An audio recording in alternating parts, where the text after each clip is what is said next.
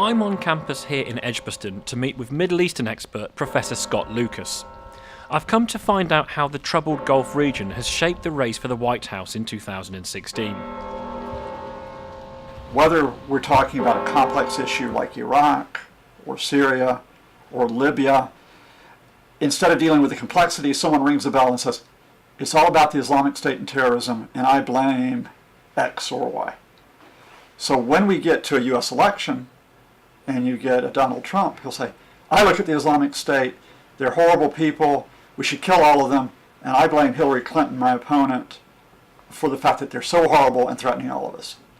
Hillary Clinton, on the other hand, will say, oh, the Islamic State is terrible, and we have the threat of terrorism, but I'm going to give you a very sensible, calm approach to dealing with the Islamic State, and I blame Mr. Trump for being uninformed and for being prone to overreaction if he ever has to be president and deal with the Islamic State.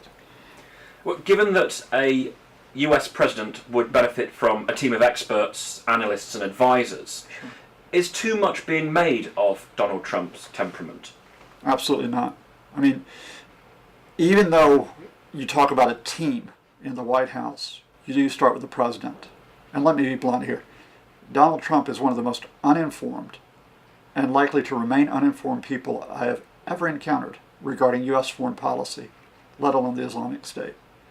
On the fundamental question of Iraq and Syria, he doesn't actually know the difference between those two countries, which is a pretty important starting point if you're going to deal with ISIS. He speaks in slogans. He speaks in cliches like, I will kill all their families, which happens to be a war crime, by the way, under international law.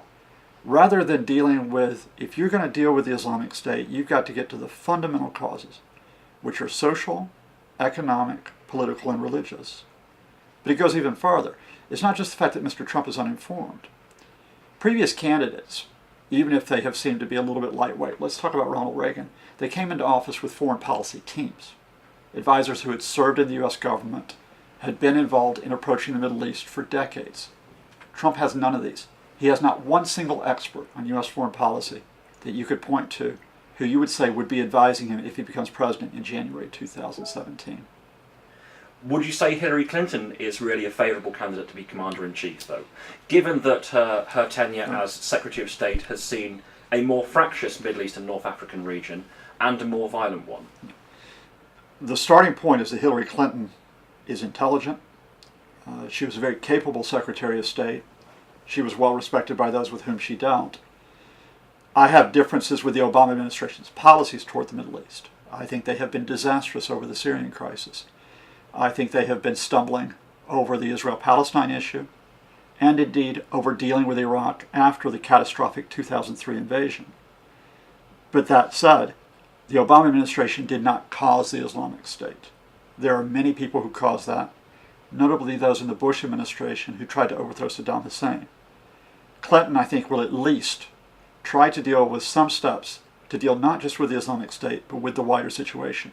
For example, she has at least come out and said, we need protected zones in Syria. Until you protect civilians in Syria, make sure they are not bombed or besieged, the Islamic State will exploit that situation. I think she's absolutely right. Will that solve the entire problem? Absolutely not. But at least it's the beginnings of a sensible policy. This is not just a case for America, it's for the rest of us. We've got to reconsider, and instead of just thinking of Arabs, the Israelis, we've got to reconsider the fundamental way to guarantee rights and reforms in the Middle East and to do it sensibly. Because unless you do that, you will have President Assad's, you will have the Islamic State that will bring more terrorism, that will bring more instability. And I don't want to be having that discussion 4 years from now. Professor Scott Lucas, thank you very much. Thank you.